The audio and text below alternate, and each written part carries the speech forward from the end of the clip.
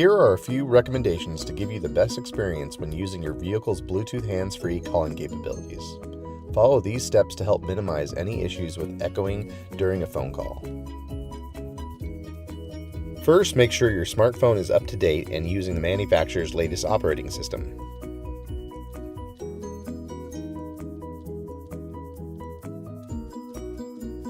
Next, make a phone call. Once the phone call is in progress, set the volume on your smartphone to its highest setting.